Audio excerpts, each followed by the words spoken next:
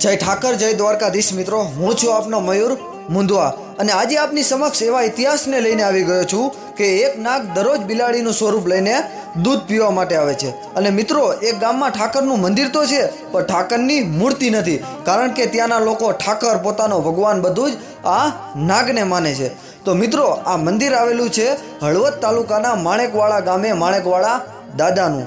અને ઇતિહાસની વાત કરવા જઈએ મિત્રો, તો આ મંદિરનો ઇતિહાસ 450 વર્ષ પહેલાંનો છે। તો આજથી 450 વર્ષ પહેલાં ભુજિયા ડુંગર પર બિરાજમાન ભુજિયા દાદા અને એમના 6 ભાઈઓ ધીરે ધીરે સૌરાષ્ટ્ર તરફ આવી રહ્યા હતા। અને આ વાતની જાણ તે સમયના મોટા વાદીને પડતા તેને મણીની લાલચ જાગી।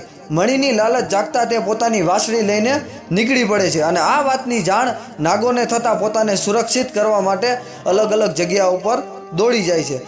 એમાં એક નાગ ધીરે ધીરે આગળ વધતા આજ જ્યાં માણેકવાડા ગામ છે ત્યાં પહેલાં જંગલ હતું અને ત્યાં યદુવંશી ભરવાડ સમાજના મુંધવા શાખના નેહડા હતા અને નાગ ત્યાં આવે છે। અને ત્યારે એક માજી પોતાની ગાયું ભેંસું લઈને અહીંયા બેઠા હોય છે।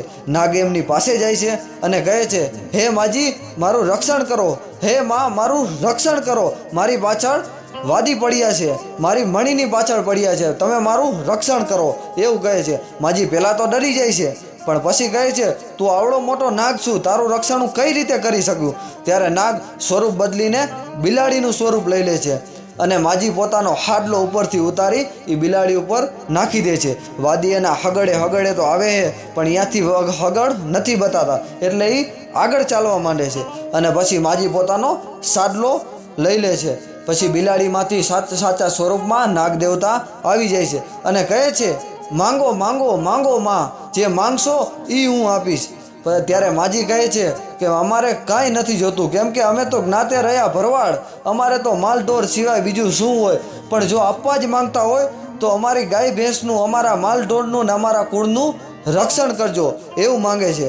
ત્યારે નાગ દેવતા કહે છે, આજથી હું તમારા કુળમાં કુળ દેવતા તરીકે પૂજાઈશ અને તમારું રક્ષણ કરીશ।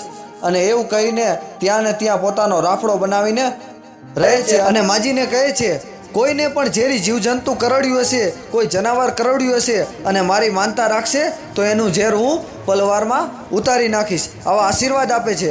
અને મણિધર દાદા હતા, જેથી મણી એટલે કે માણેક, અને માણેક ઉપરથી માણેકવાડા ગામનું નામ પડ્યું। તો મિત્રો, તમે ગમે ત્યારે માટેલ ખોડિયારમાંના દર્શન કરવા જાઓ તો વચ્ચે માણેકવાડા ગામ આવે છે, ત્યાં જરૂર જાજો અને માણેકવાડા દાદાના દર્શન કરજો। અને આ ઇતિહાસ કેવો લાગ્યો એ કમેન્ટ કરી જરૂરથી જણાવજો। જય ઠાકર, જય દ્વારકાધીશ, જય માણેકવાડા દાદા।